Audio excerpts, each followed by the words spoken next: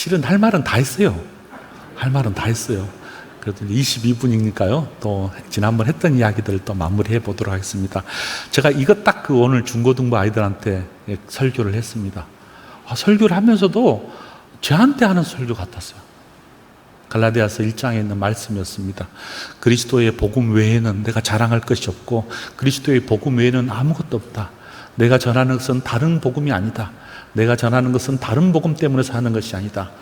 바울이 그렇게 고백했던 것처럼 그리스도의 복음만이 우리의 삶의 근원이고 그리스도의 복음만이 우리 한국교회를 살리고 그리스도의 복음만이 우리 민족을 살리고 그리스도의 복음만이 우주 만물을 살린다는 생각을 하니까 너무 아침에 그냥 가슴이 벅찼습니다. 사랑하는 여러분, 그리스도의 복음만이 해답입니다. 아멘. 그렇게 살기를 소망합니다. 그런 의미에서 주님밖에 없는 것 같습니다. 아무리 생각해봐도 주님밖에 없는 것 같습니다. 어떤 사람은 때로는 물질 때문에 물질밖에 없다고 살아가는, 특히 요즘 젊은 아이들이 더 그런 것 같습니다. 혹은 어떤 아이들은 아예 물질을 포기해버리고 삶을 포기하는 애들이 있는 것 같고요. 혹은 자기의 개인주의에 너무 찌들려가지고 자기 중심적 삶을 살기에 바쁜 아이들, 그리스도의 복음을 저 멀리하고 자기 우주에, 자기 중심에 자기가 가득 찬 세대를 살고 있는데, 그런 세대 속에서 여러분이 나 자신뿐만 아니라 또 다음 다가오는 세대들에 대해서도 꼭 기도를 해 주셨으면 좋겠습니다. 금요일마다, 주일마다, 새벽마다 혹시 깨신 분 있으면, 기도하신 분 있으면 그리스도의 복음 외에는 이 세상, 이 열방을 깨칠 방법이 없습니다. 그렇게 고백해 주시면서 기도해 주셨으면 좋겠습니다. 아멘. 성경 이야기 계속해 보도록 하겠습니다.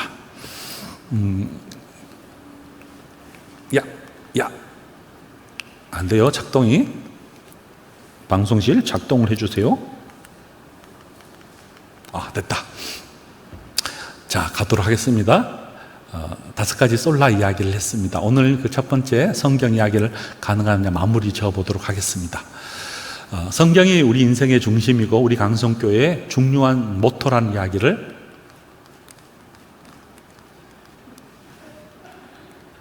우라통이 터집니다. 약간 수동으로 좀 눌려주세요. 아무래도 자동이 잘 안 됩니다. 성경을 통한 말씀의 성령이라는 이야기 했었어요. 쭉쭉, 아니, 좀 늘려주세요. 방송실. 안 돼. 더 쭉쭉쭉 4가지 것을 눌려주십시오. 아까 열심히 했는데 안 되네요. 된다. 그렇죠? 좋네요. 자, 오늘 함께 생각해 볼 것은 이 4가지 중심입니다. 성경 중심이란 이야기를 쭉 했습니다. 이 성경 중심이란 이야기는 뭐냐면 우리 강성교회가 나가야 할 방향, 우리 교회는 누구의 중심으로 살아가느냐면 결국 성경밖에 없다는, 그리스도의 복음밖에 없는, 복음이 성경 안에서 중심이 그리스도의 복음이잖아요. 복음은 예수 그리스도를 가르치고 이 예수 그리스도를 의지해야 구원받는다는 이야기를 성경에 쭉 일목요연하게 성경은 이야기해 줍니다. 그럼에도 불구하고 이 성경에 대해서 많은 사람들이 어떻게 말을 하냐면 성경의 권위에 대해서 많은 사람들이 이렇게 항의를 하는 경우가 많습니다. 성경이 하나님의 말씀이라고 입으로는 떠들지만, 성경이 하나님의 말씀이라고 입으로는 말하지만 실제적으로 성경이 하나님 말씀인 것을 믿지 않는 사람들이 꽤 있습니다. 이거는 때로는 어떤 신학자라고 말을 하면서도 성경을 하나님의 말씀으로 믿지 않고 성경을 하나의 문학 작품으로 이해하는 또 그런 학자들도 있습니다. 문학가들도 있고요. 그래서 성경의 권위가 확 무너져 버려서 성경 중심적 삶을 살지 못하도록 온갖 이 현대 사회가 이렇게 막 흔들어 놓습니다. 그런 의미에서 오늘날 저와 여러분이 성경의 권위를 끊임없이 회복해 줄 수 있도록 노력을 해야 됩니다. 왜냐하면 이 성경 속에는 예수 그리스도의 영적 생명이 역사하기 때문에, 여러분이 성경을 읽고, 우리 교회도 지금 성경 읽기 하고, 저도 유튜브를 들으면서 목사님께서 성경을 매일 이렇게 올려주시는 것도 유튜브에 올려주더라고요. 낭독하는 것을 매일 따라 읽지는 못하지만 가끔 저도 유튜브에 딱 오면 듣기도 합니다. 아마 여러분들도 유튜브를 통해서라든지 아니면 말씀을 통해서라든지 설교 말씀을 통해서라든지 아니면 직접 여러분이 읽을 때 이 말씀이 하나님의 말씀이라는 사실, 이것이 그 세상의 어떤 권위보다도 절대적인 하나님의 권위 속에 써있다는 사실을 잊어버리면 성경이 읽을 때 흔들립니다. 그래서 성경은 우리의 생명을 자아내기도 하고 읽을 때, 들을 때, 묵상할 때 특별히 성경이 우리의 삶 가운데 역사한다는 사실을 절대 흔들림이 없이 여러분 딱 붙잡고 계셔야 됩니다. 그렇지 않으면 성경이 권위가 무너지면서 다른 절대적인 것에 의해서 의존하기 때문에 그렇습니다. 성경의 권위는, 성경은 하나님의 말씀이라는 사실 때문에 우리가 성경을 받아들일 때 아멘으로 믿으면서 오병이의 기적을 우리가 믿고 하늘문을 열린 빌립보 감옥을 흔들었던 이 기적을 경험하게 만들고 38년 환자가 일으켰던 그 기적을 만들고 예수님이 제자들을 가르쳤을 때 복음을 선포할 때 치유되는, 내면이 회복되는 역사를 있다는 사실을 우리가 믿는 것처럼 이 성경을 읽고 듣고 묵상할 때 여러분의 삶이 회복되기를 소망합니다. 그런 간절함으로 성경을 대하시기를 소망합니다. 너무 성경이 가까이 있으니까, 성경이 너무 가까이 있으니까 성경의 귀중함을 우리가 망각해버리는 시대에 살고 있습니다. 1000년 동안 성경을 읽지도 못하고 듣지도 못한 시대에 성경이 얼마나 중요했는지를 몰라요. 그래서 종교개혁자들은 성경밖에 없습니다, 성경이 해답입니다 라고 외쳤던 것입니다. 그런데 지금 종교개혁 이후 이 500년 동안 성경이 우리 안에 가까이 있음에도 불구하고 때로는 읽고 때로는 듣고 때로는 묵상함에도 불구하고 성경이 내 삶을 변화시킨다는 것을 딱 길을 막아버리고 성경을 읽지 않거나 성경을 묵상하지 않거나 성경을 낭독하지 않거나 성경의 권위를 무시해버리면 우리 안에 삶의 기적의 역사가 일어나지 않습니다.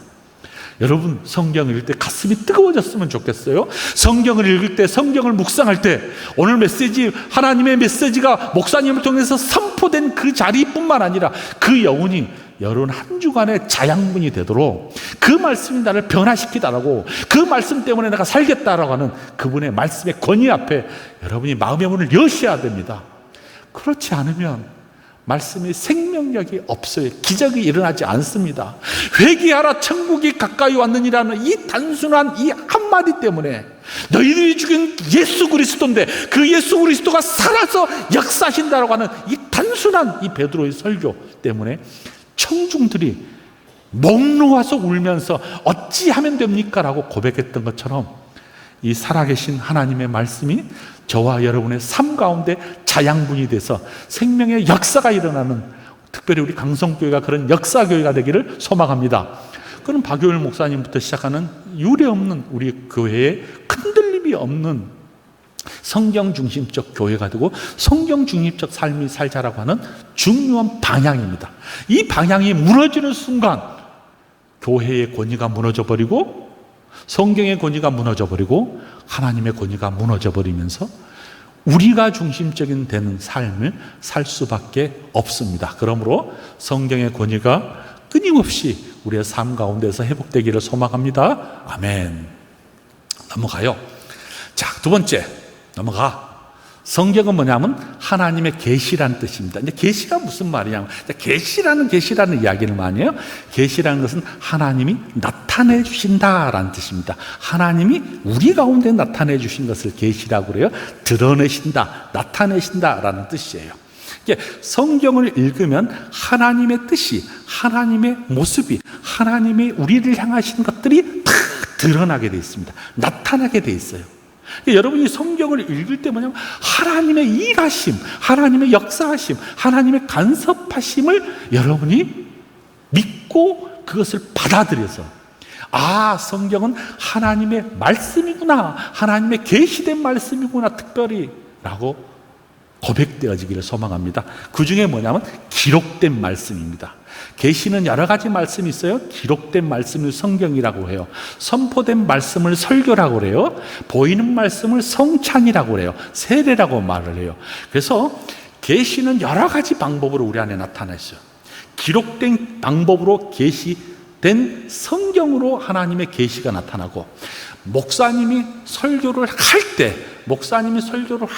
선포된 말씀으로 우리에게 탁 계시해 주시고, 성찬과 세례와 성찬이 행해질 때 눈으로 가시적으로 보이는 말씀으로 우리 앞에 하나님이 나타내 주신다는 겁니다. 이렇게 나타내 주세요. 근데 막 꿈에서 나타났다, 나타날 수도 있어요. 꿈이죠. 그는 꽤 많은 것이 개꿈일 수 있어요. 근데 막 꿈을 붙잡아 가지고 말씀을 붙잡아야 되는데 막 꿈을 붙잡아 가지고 사는 사람도 있어요. 제 주변에 너무 많아요. 우리 전도사님들은요, 다 한 가닥씩 하고 신학교로 옵니다. 그러니까 비범한 사람들은 신학교 오지 않잖아요. 다 한 가닥씩 하고 와요. 다 봤대. 하나님을 다 봤대. 그 하나님을 다 봤대. 그러니까 전도사님들이 신기한 사람들이 많아요. 폄하시키는 건 아니에요. 오해하지 마십시오.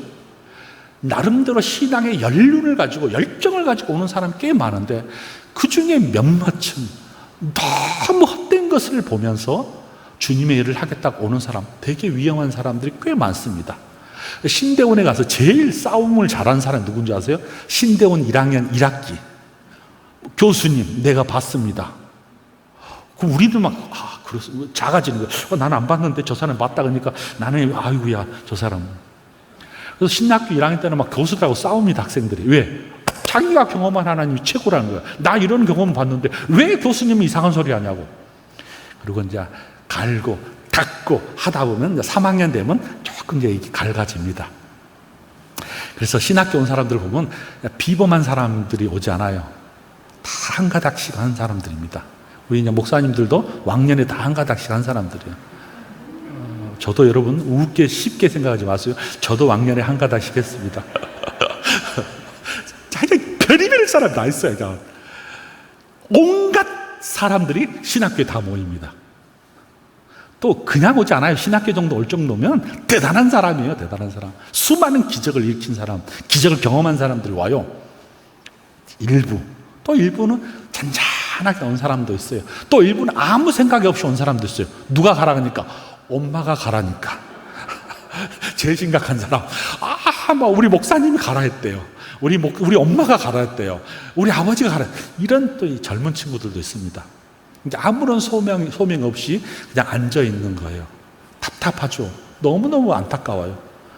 제가 한 친구는 지금 목사로서 일을 잘하고 있는데, 이 친구는요, 신대원 3학년 2학기 때까지 자기가 소명이 없다. 아예 대놓고 말을 해요. 나 소명 없습니다.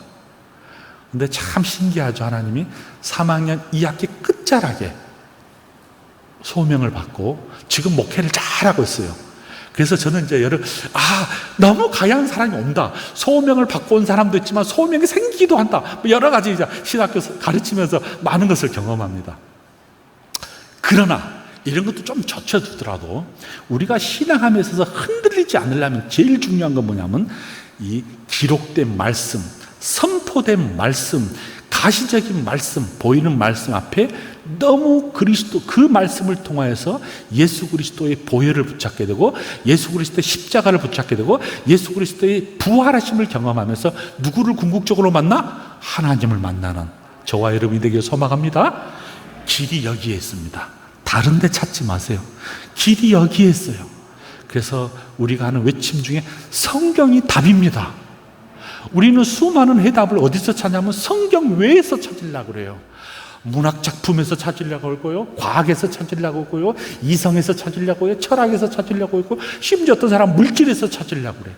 이것이 해답이 아니에요. 해답은 어디에 있냐면 성경에 있습니다.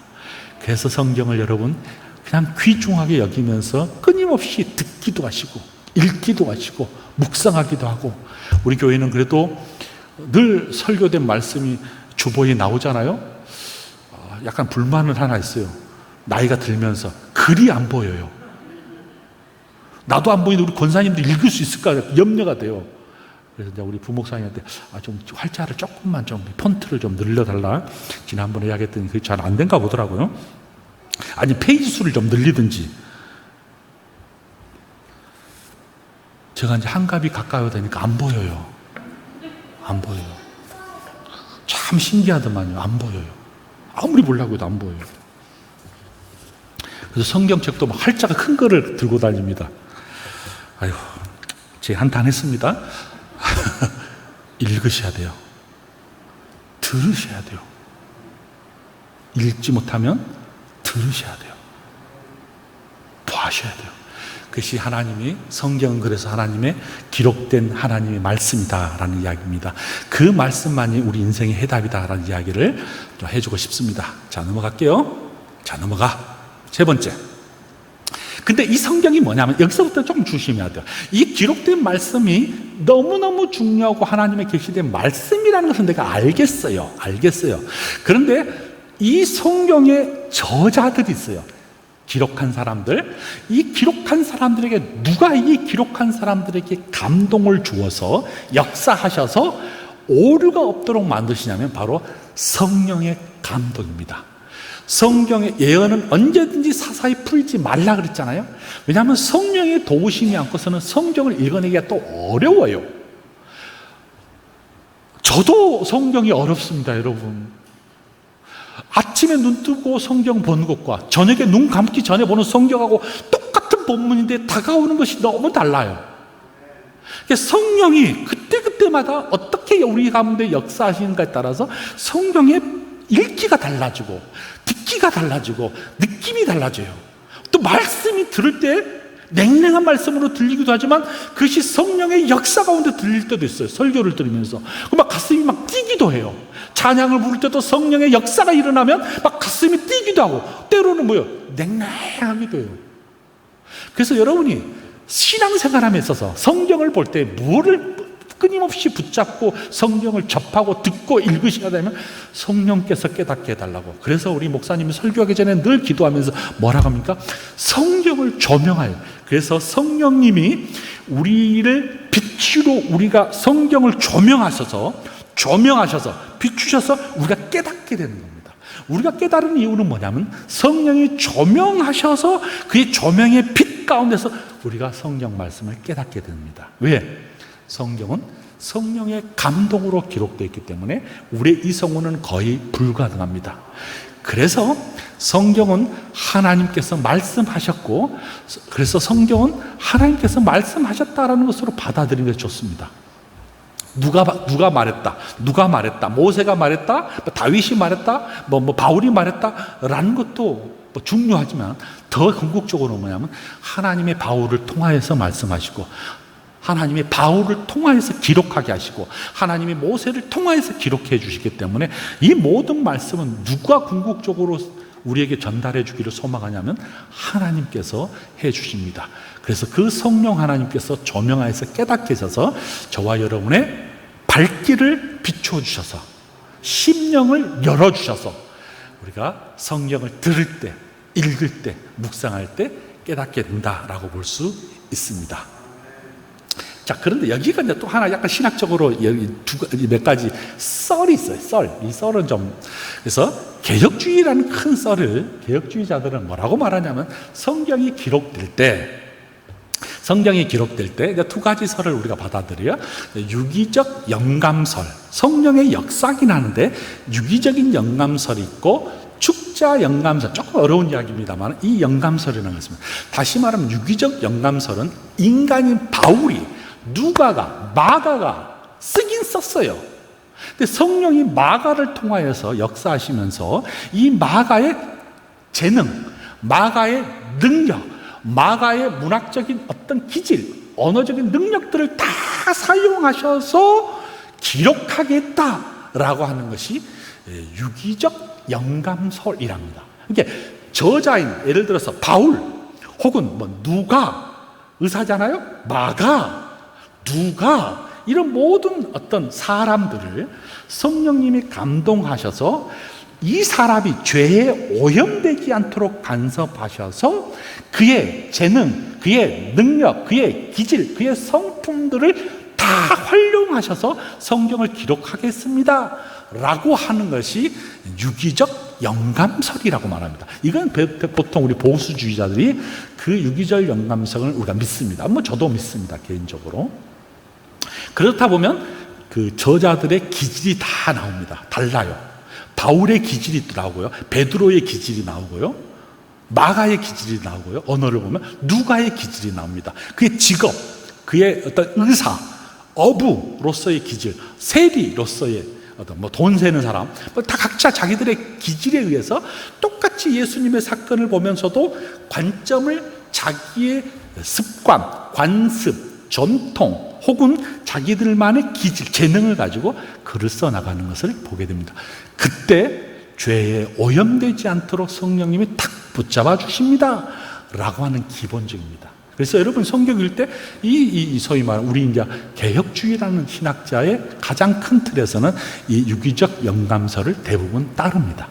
그 다음에 조금 더 또 다른 한 설은 뭐냐면 축자 영감입니다. 모든 언어들을 성령님이 탁 축자적으로 영감하셔서 모든 죄들을 막아주시고 다 하나님 성령님의 역사에 의해서 기록됐다라고 하는 것이 축자 영감입니다. 그래서 이 두 가지 설이 개혁주의 전통에 따른 사람들이 믿는 성경의 원리들을 따라가는 겁니다. 또 한 자유주의적인 개념들은 뭐냐면 사상 영감설이라고도 말하고요. 부분 영감설, 사상 영감설은 사상만 영감하고 모든 것들은 다 인간 그 자체가 인간이 썼다라고 하면서 성경을 마치 인간적인 작품으로 혹은 또 성경을 부분적으로 영감하고 부분적으로 영감하지 않았다라고 말하면서 어느 정도 인간의 이성을 강조하는 사상적 틀을 가지고 있는 사람들이 성경을 볼 때 자유주의로 나옵니다. 이 두 가지 설이 있어요. 자유주의자들은 인간의 어떤 이성을 많이 강조하게 되고 그러다 보니까 성경의 기적을 믿지 않습니다. 성경은 기적은 설화라고 봅니다. 그냥 옛날 이야기지 그것이 역사적으로 벌어졌던 사건으로 보지 않습니다. 그러나 우리는 역사적인 사건, 오병이어의 사건, 홍수의 사건, 그렇죠? 세상이 멸하는 사건, 바벨탑이 무너진 사건, 이 모든 것이 역사적 사건으로 받아들이면서 기록된 역사의 의식들을 받아들인다라고 하는 것입니다. 이 두 가지 설이 약간 팽배하겠는데 저희들은 어떤 설을 따르냐면 축자 영감이나 유기적 영감설을 따르면서 하나님의 말씀으로 이것을 권위를 갖고 성령이 간섭하셔서 이 성경 한자 한자가 기록됐다라고 믿는 것이 바로 우리들의 믿는 개혁주의 전통에 서 있는 것이라고 볼 수 있습니다. 그런데 이제 최근에 많은 신학이 발달하면서 교수님들도 그렇고 학자들도 그렇고 해서 성경의 권위를 약간 무너뜨리려고 하는 사람들이 꽤 많이 일어납니다. 그래서 지금 21세기는 성경이 난도질되는 사상의 상입니다. 이 안에는 경험주의와 자유주의가 팽배해지면서 성경의 권위를 믿지 않습니다. 인간의 권위를 믿고 인간의 생각을 따르려고, 그래서 그 중심으로 성경을 읽으려고 하다 보니까 성경은 단지 하나의 작품이지 하나님의 말씀으로 100% 하나님의 말씀으로 받아들이지 않는 경향성이 너무 뚜렷합니다. 이런 사람들은 설교할 때 성경을 잘 활용하지 않습니다. 자기의 예화라든지 일화라든지 삶이라는 것을 이용하고 성경에 대해서 별로 이야기하지 않아. 이제 우리 성도들이 뭐라고요? 아니 목사님 그냥 성경 이야기해 주세요. 성경이 하나님 말씀이니까. 왜냐면요, 우리나라 성도들은 너무 귀중하는 하나의 중요한 전통을 그래도 가지고 있어요. 뭐냐면 유교 사상을 좀 뿌리를 박아서 그런지 몰라도 이 책 성경이 권위를 해서 되게 신봉합니다. 성경이 하나님 말씀이라는 걸 거의 많이 받아들입니다. 이것은 한국교회의 너무너무 중요한 전통이면서 한국교회가 흔들리지 않도록 하는 중요한 틀이기도 한데, 최근에 많은 학자들이라든지 자유주의적 경향을 따르는 사람들, 이성을 많이 경험하고 강조하고 삶의 경험을 강조하고 과학을 강조하는 사람들의 모습 속에 성경을 난도질하다 보니까 성경이 이성적으로 이해하지 않는 모든 사건들을 멀리 하나의 이야기, 하나의 설화로 터부시해버린 경향이 너무 많습니다. 그래서 기적을 믿지 않습니다. 훨씬 더 인간의 이성과 합리를 더 믿으려고 하는 경향성이 한국교회도 이제 서구교회는 꽤 많이 그러고 한국교회도 서서히 잠식해 온 듯 보입니다. 그래서 우리 강성교회가 양천구에 하나 정도 우리 교회가 있어야 된다고 늘 우리 박영 목사님 이야기하시잖아요. 적어도 그 중에 하나가 뭐냐면 우리 교회는 성경이 답이라는 이 유일한 기준을 붙잡고 나가는 교회로서 정체성을 잊지 말자라는 이야기들을 해볼 수 있습니다. 마지막, 성령이 성경을 깨닫게 해주신다라는 것입니다. 누가? 성령이 성경을 깨닫게 해주시다. 그래서 영감을 믿고 하나님 말씀이 하나님께서 성경을 깨닫게 해주시는 이 원리들을 가지셔야 됩니다. 그래서 뭐냐면 여러분이 기도하라는 거예요. 설교를 들을 때 내 이성으로 설교를 듣기 시작하면 잘 와닿지 않을 때가 꽤 많습니다. 왜냐하면 내 합리를 가지고 성경을 난도질하는 나도 모르는 내 이성이 앞으로 나올 수 있어요. 그래서 가능한 한 설교자의 선포된 말씀이 하나님 말씀으로 우리가 받아들이고 그 말씀이 내 삶에서 녹아져서 나를 생명력으로 다가서고 그 생명력이 회복될 수 있도록 누가? 성령님이. 근데 설교자도 누구예요? 인간이에요. 인간. 설교자도 인간이기 때문에 이 인간이 하나님 말씀은 내가 주장할 수 있어요. 내가 드러날 때가 있어요. 그럴 때는 과감하게 목사인 나인 설교자인 나도 늘 경계를 해야 돼요. 내가 성령님을 붙잡고 성령님께서 깨달아준 바를 설교하고 듣는 청중들도 그 선에서 들으시도록 노력한 교회 공동체. 이 공동체에 누가 역사하냐면 성령이 역사하시는 거예요. 그러나 내가 주장된 것, 목사의 이성, 목사의 합리, 목사의 자랑, 목사의 철학, 설교자의 철학, 신념이 있는 것은 설교가 아닙니다. 강연입니다. 강연. 설교와 강연은 너무너무 달라요. 성경을 빙자해서 자기 말하는 사람은 뭐냐면 하나님 말씀을 말하는 것이 아니에요. 강연, 자기 생각을 주장하는 거예요. 성경은 자기를 주장하는 것이 아니라 텍스트가 어떻게 운행하고 있는가, 텍스트가 어떻게 드라이브하는가, 살아 역사하는가를 전달하는 사람이 뭐냐면 설교자예요. 그러면 텍스트가 살아 움직이도록 설교자는 전달하고 여러분은 그 살아 움직이는 이 말씀을 받아들일 수 있도록 가슴을 여셔야 돼요. 전하는 자나 듣는 자가 똑같이 듣고 똑같이 가슴을 열어야 누가 역사하냐면 성령님이 역사해요. 또 그렇게 되도록 기도하셔야 돼요, 여러분. 오늘 우리 피태 권사님께서 말씀해 주신 것처럼, 기도해 주신 것처럼 담임 목사님이 늘 설교할 때마다 성령의 지배를 받고 설교해 달라고, 성령의 지배를 받고 설교를 해달라고 여러분 기도하시고, 듣는 나도 동일하게 성령의 지배를 받고 내가 그 말씀 살아 움직이도록 내가 듣겠습니다 라고 하는 태도로 이 기록된 말씀을 듣고 기록된 말씀을 읽고 기록된 말씀을 여러분이 선포하게 되기를 주님의 이름으로 축복합니다. 아멘. 그것이 바로 성경의 권위입니다. 복잡한 이야기가 많은데요, 이 정도 하겠습니다. 자, 핵심 가운데 딱 있어요. 하나님께서 뭐한다? 말씀하십니다. 성경은 하나님께서 우리에게 말씀하십니다. 그렇게 성경 중심적 삶을 살게 되기를 주님의 이름으로 축복합니다. 우리 강성교회의 모토 첫째 뭐라고요? 성경이 답입니다. 성경이 우리 교회의 중심입니다. 나의 자랑, 나의 이성, 나의 합리, 나의 철학 아닙니다. 성경이 스톱, 성경이 가라. 그래서 끊임없이 우리가 당회가 그렇고 우리 재직회가 그렇고 여러분 섬기는 공동체가 그렇고 여러분 섬기는 교구가 그렇고 여러분 섬기는 기관이 그래서 꼭 누가 중심이 되도록 말씀이 살아 움직이는 교회와 기관이 될 수 있도록 여러분이 끊임없이 기도해 주셨으면 좋겠습니다. 아멘. 우리 강성교회는 그런 삶의 방향으로 나아가게 되기를 주님의 이름으로 축복합니다. 아멘. 근데 나도 누구라고요? 인간. 여러분도 누구요? 인간.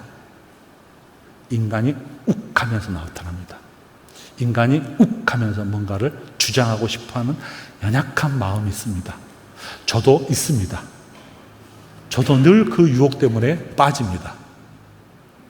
그래서 뭐 하라고요? 여러분은 목사님들을 위해서 기도해 주셔야 됩니다. 목사는 여러분을 위해서 기도하겠죠. 하죠, 당연히. 그래서 우리 교회가 서로 상복 기도의 공동체로서, 말씀의 공동체로서 성경이 답이라는 일관적인 방향들을 놓치지 않게 되기를 주님의 이름으로 축복합니다. 아멘. 좀 전에 불렀던 우리 찬송 있었잖아요. 이 찬송 제가 최근 며칠 동안에 제 가슴을 울린 찬송입니다. 여러분도 그렇게 됐으면 좋겠다는 생각이 듭니다. 뭐요? 주밖에 살 수 없습니다. 주님밖에 없습니다 라고 하는 우리 같이 한번 기도를 드렸으면 좋겠습니다. 신기했던 것이 있어요. 어떻게 이 두 가지 방향을 우리 목사님 발견했는가? 나 박유월 목사님 생각할 때마다 되게 궁금해요. 이 두 바퀴를 어떻게 딱 찬송가에서 끄집어내는지. 한쪽은 뭐라고요? 주 예수밖에 없습니다. 한쪽은 뭐요? 주 없이는 살 수 없습니다. 주님밖에 없다는 거예요. 주님이 어디 있어요? 말씀에 있어요. 말씀을 읽어야 주님을 만날 수 있습니다. 그렇게 삶이 되기를 소망하고요. 세상은 다 변합니다. 오고 가는 모든 세상은 다 변해요. 삶의 끝도 다 있어요. 우리 모두가 다. 그 모든 과정에서 주 없이는 내가 살 수 없습니다 라는 고백들이 일어나기를 소망합니다.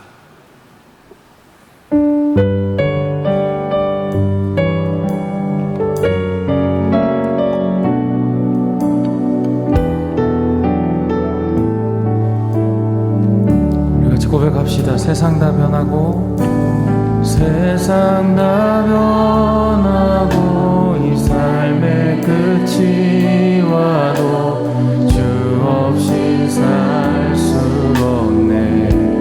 우리 다 같이 일어나서 찬양할까요?